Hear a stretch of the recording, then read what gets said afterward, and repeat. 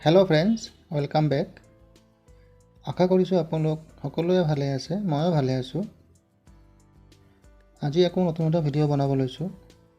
আশা কৰিছোঁ ভিডিঅ'টো চাই আপোনালোকে ভাল পাব, আৰু যদি ভাল লাগে লাইক, কমেণ্ট, শ্বেয়াৰ, ছাবস্ক্ৰাইব কৰিব, লগতে বেল আইকনটো প্ৰেছ কৰি দিব। আজি মই আপোনালোকক ইলিছ মাছৰ কালিয়া বেঙেনাৰে বনাই দেখুৱাম। একদম সহজতে আপুনিও ঘৰত বনাব পাৰিব।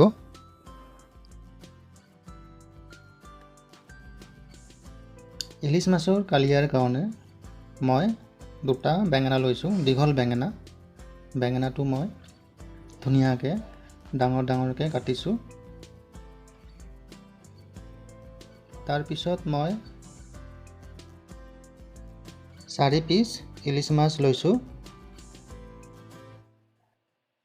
এতিয়া মই ইলিছ মাছটো মেৰিনেট কৰি ল'ম। মেৰিনেট কৰি আধা ঘণ্টামান থৈ দিম।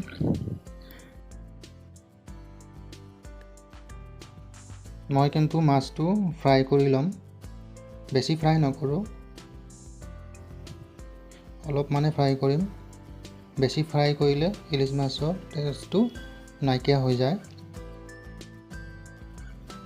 আপোনালোকে কেঁচাকৈও বনাব পাৰিব বা ফ্ৰাই কৰিও বনাব পাৰি, এইটো আপোনাৰ কথা।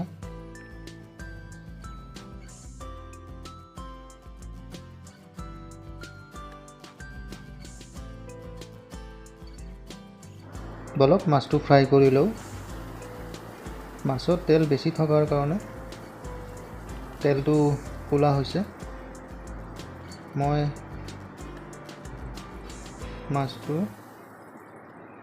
কমকৈ ফ্ৰাই কৰিলোঁ।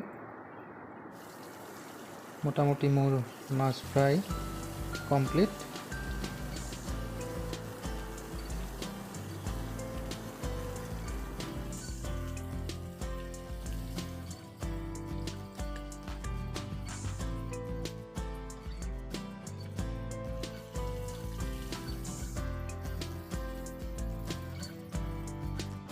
এতিয়া মই বেঙেনাটো ভাজি ল'ম।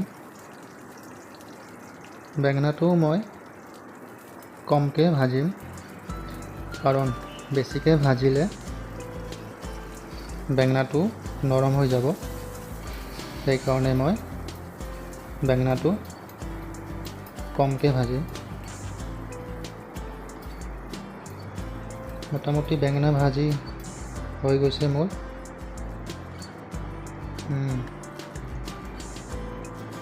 মোৰ বেঙেনা ভাজিও কমপ্লিট।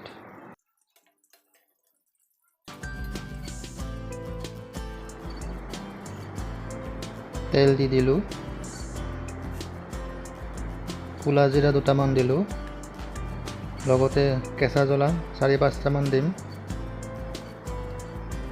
ক'লা জিৰা আৰু কেঁচা জ্বলা যেতিয়া ফুটিব, তেতিয়া নিমখ দি দিম 1 চামুচমান। তাৰ লগত দিম হালধি পাউডাৰ, তাৰ লগত red chilli powder. Red chilli powder দিলে কি হয়, কালাৰটো ধুনীয়া আহে। এতিয়া 2 কাপমান পানী দি দিয়ক।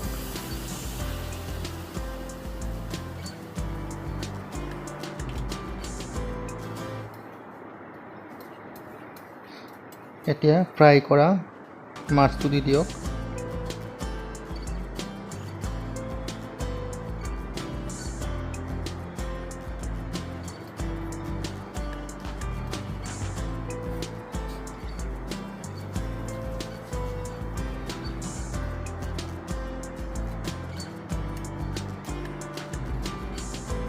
আৰু 3 কাপমান পানী যোগ দিয়ক।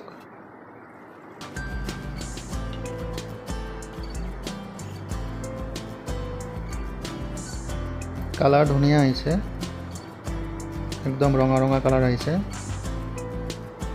এতিয়া ফ্ৰাই কৰা বেঙেনাটো দি দিয়ক।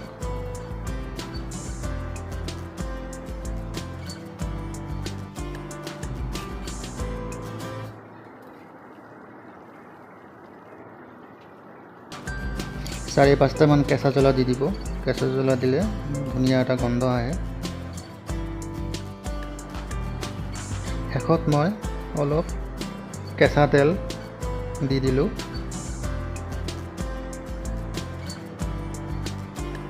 মোটামুটি মোৰ ইলিচ মাছৰ কালিয়া কমপ্লিট। এতিয়া আপুনি গৰম গৰম ভাতৰ লগত চাৰ্ভ কৰিব পাৰিব আৰু খাবলৈ বহুত ধুনীয়া হয়। ঘৰত আপোনালোকেও এবাৰ বনাই চাব।